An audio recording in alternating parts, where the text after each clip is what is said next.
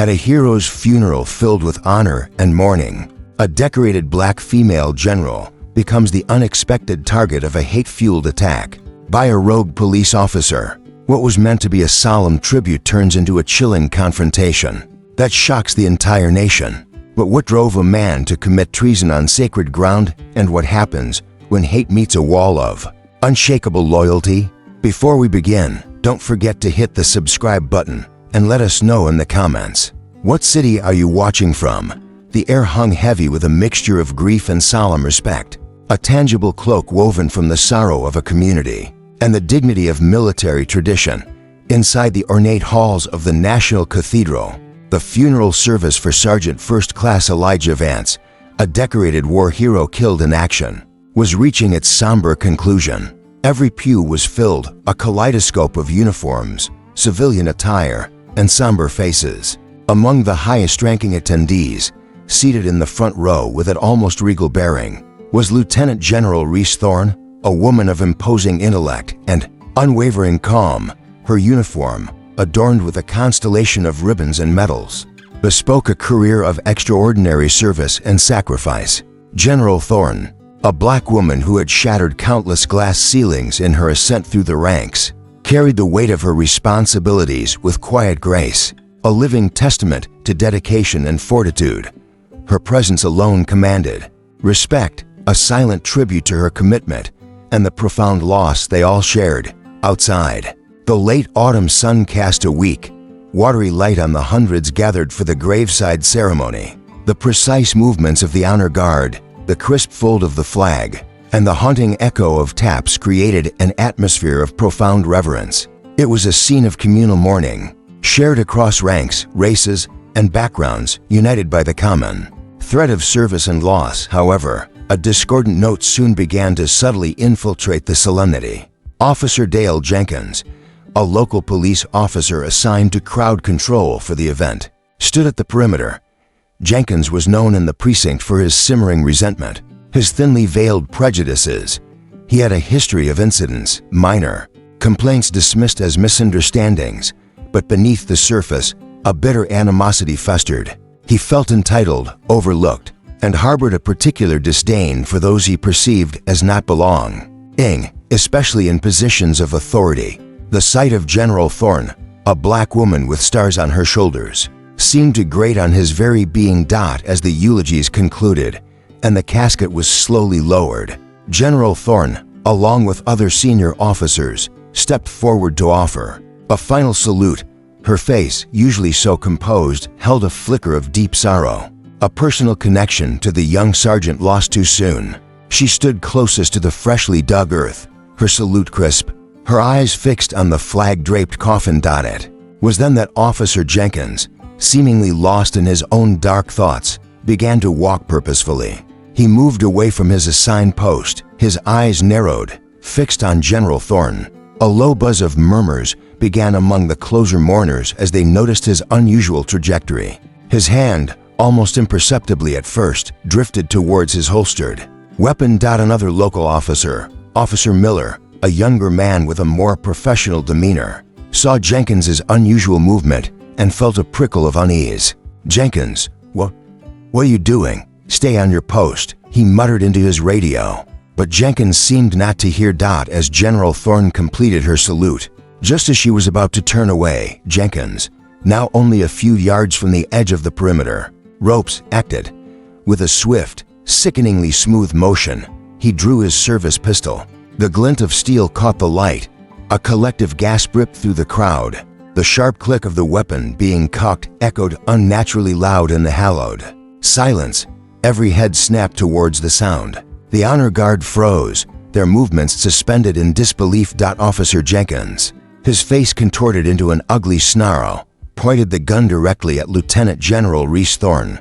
"You don't belong here," he spat, his voice laced with venom, his face flushed with a terrifying mix of rage and something akin to a perverse triumph. "None of you do. This ain't your place." The scene unfolded in a nightmare-like slow motion. General Thorne, whose career had put her in the path of countless dangers, faced this unexpected, intimate threat with an almost supernatural calm. Her eyes, steady and unflinching, met Jenkins's. There was no fear in them, only a profound, almost chilling disappointment. But before anyone else could react, before the shocked security detail could even fully process what was happening, 6 figures, who had been standing discreetly among the ranks of the attendees, surged forward. They had been part of the silent, unmoving sea of mourners, their presence almost imperceptible until now. They were dressed in unassuming civilian suits, yet their movements were anything but ordinary, fluid, precise, and executed with a terrifying efficiency. These were the silent protectors, General Thorne's personal security detail, members of an elite SEAL team. They had been positioned strategically, blending into the crowd, their sole purpose to ensure the safety of a high-value target, their general. The moment Jenkins drew his weapon, their training kicked in. It was a blur of motion, to fast for, the eye to follow fully. The first SEAL, a towering figure named Chief Miller, moved like a shadow. Before Jenkins could even register a thought beyond his initial outburst, Chief Miller had closed the distance, his hand, a blur of motion, clamped around Jenkins's wrist, twisting the gun away with brutal force. A sharp crack echoed as the weapon clattered harmlessly to the ground. Simultaneously, 2 other SEALs had flanked Jenkins, securing his arms behind him in a hold that rendered him utterly immobile. Another SEAL, Captain Davis, the team leader, stepped directly in front of General Thorne, his body a shield, his eyes scanning the scene for any further threats. The remaining 2 SEALs moved to control the immediate perimeter, their presence alone radiating an unspoken warning to anyone even considering an escalation. The entire sequence, from Jenkins drawing his gun to being disarmed and restrained, took less than 3 seconds. The silence that followed was not the respectful quiet of the funeral, but a stunned, absolute void, broken only by the ragged breaths of the horrified onlookers. Officer Jenkins, now pinned and disarmed, continued to struggle, muttering obscenities, but his resistance was futile against the iron grip of the SEALs. His face was no longer contorted with rage, but with a sudden, dawning terror. General Thorne remained perfectly still, her gaze fixed on Jenkins. The shock had begun to spread, a wave of outrage and disbelief washing over the funeral attendees. High-ranking military officials, local law enforcement, and grieving family members stared, mouths agape, at the unthinkable act that had just desecrated sacred ground. Captain Davis, the SEAL team leader, finally broke the silence. His voice, calm and deep, cut through the heavy air. "Officer Jenkins, you are under arrest. You just pointed a weapon at a United States military general. That is an act of treason." The word treason hung in the air, a chilling pronouncement.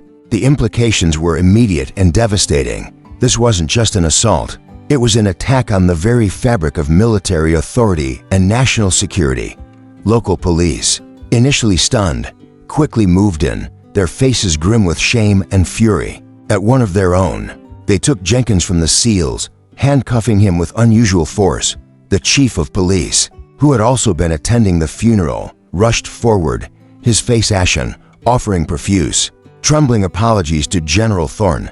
General Thorne simply nodded, her expression still unreadable. She then turned her attention back to the fallen sergeant's grave, a quiet gesture of defiance and renewed focus on the true purpose of the day. The funeral resumed, though the atmosphere was irrevocably changed. A dark stain had been cast, but it had also been met with an overwhelming display of professionalism and unwavering protection. The story of Officer Jenkins, swiftly arrested and charged, spread like wildfire. The news of a local cop pointing a gun at a decorated black female general at a hero's funeral became a national scandal. The investigation was swift and merciless. Jenkins's history of racist remarks, his disciplinary record, and the undeniable evidence of his actions at the funeral painted a damning picture. The charge of assault with a deadly weapon on a commissioned officer of the United States Armed Forces, compounded by the racial motivations and the very public, treasonous nature of his act, ensured a severe punishment. Months later, the verdict came down, guilty on all counts. Officer Dale Jenkins was sentenced to life in prison without parole. The judge, in delivering the sentence, spoke not just of the crime, but of the profound betrayal of public trust. the desecration of a sacred ceremony, and the attack on the very principles of justice and equality that the uniform he once wore was supposed to uphold. Lieutenant General Reese Thorne, who had quietly testified at the trial, offered no public comments beyond her testimony. Her composure remained, her dignity unmarred. The incident, horrifying as it was, had only underscored her strength and the unwavering support of those who truly understood honor. The 6 SEALs who silenced the room that day had done more than just disarm a rogue officer. They had, in their swift and decisive action, reaffirmed the sanctity of respect, the unbreakable bond of military brotherhood and sisterhood, and the enduring power of justice in the face of hatred. The memory of the fallen sergeant was ultimately honored, untainted by the vile act, thanks to the vigilance and swift justice that followed.